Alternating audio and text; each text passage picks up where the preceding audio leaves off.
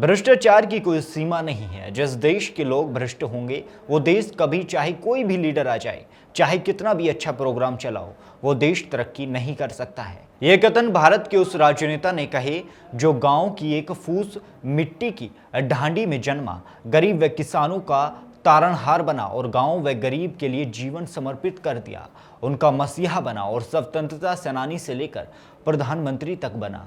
हम बात कर रहे हैं किसानों के मसीहा और पूर्व प्रधानमंत्री चौधरी चरण सिंह की। नमस्कार, मैं योगेश शर्मा और हमारे खास कार्यक्रम किस्से सियासत के में आपका बहुत बहुत स्वागत है। इस समय देश में काफी समय से किसान आंदोलन चल रहा है। इस बात पर अभी तक बहस चल रही है कि कोरोना काल में भी इसके जारी रहने का औचित्य क्या है। जब भी देश में किसानों को लेकर कोई आवाज उठती है तो उसके आंदोलन का रूप लेने से पहले ही चौधरी चरण सिंह का नाम आता है और आता रहता है। बता दें कि चौधरी चरण सिंह का जन्म 23 दिसंबर 1902 में मेरठ के हापुड़ में नूरपुर गांव में जाट परिवार में हुआ था।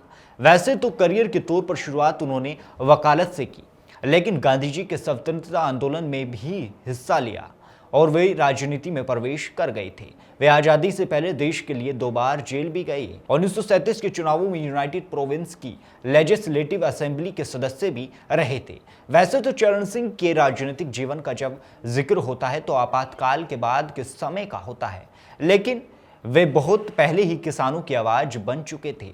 बता दें कि देश की आजादी के पहले ही वे जमींदारों के, मजदूरों के उत्पीड़न के खिलाफ आवाज उठाते रहे थे और वे किसानों की समस्याएं सुनकर बहुत द्रवित हो जाया करते थे और कानून के ज्ञान का उपयोग वे किसानों की भलाई के लिए करते दिखाई देते थे।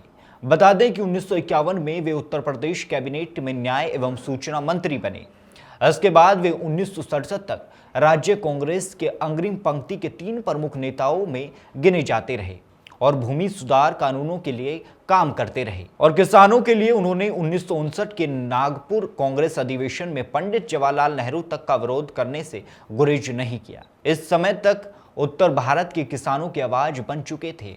दरअसल चौधरी चरण सिंह ने साल 1967 में कांग्रेस से खुद को अलग कर लिया और वे उत्तर प्रदेश के पहले और गैर कांग्रेसी मुख्यमंत्री बने। भारतीय लोकदल के नेता के तौर पर वे जनता गठबंधन से जुड़े, जिसमें उनका दल सबसे बड़ा घटक था।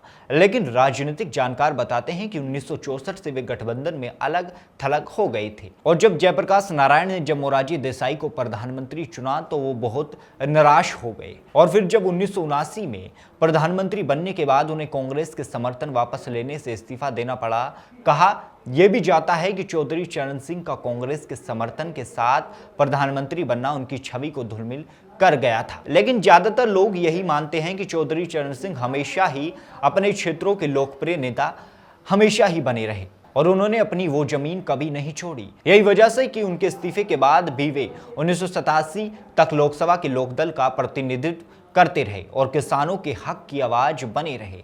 ऐसे बहुत से किस्से हैं जो बताते हैं कि चौधरी चरण सिंह का प्रभाव किसानों से लेकर राजनीति के ऊंचे स्तर तक रहता था। उनके प्रभाव की सबसे बड़ी मिसाल यही है कि उन्हें आज भी किसानों का मसीहा माना जाता है। अंग्रेजों से कर्ज माफी का बिल पास करवाना, किसानों के खेतों की नीलामी रुकवाना, गांव के विद्युतीकरण, भूमि कानून सुधारों के लिए संघर्ष जैसे कई काम किए। उन्होंने किसानों के खातिर पुरानी पार्टी छोड़ी। बता दें कि चौधरी चरण सिंह की लोकप्रियता में कभी भी कमी नहीं आई।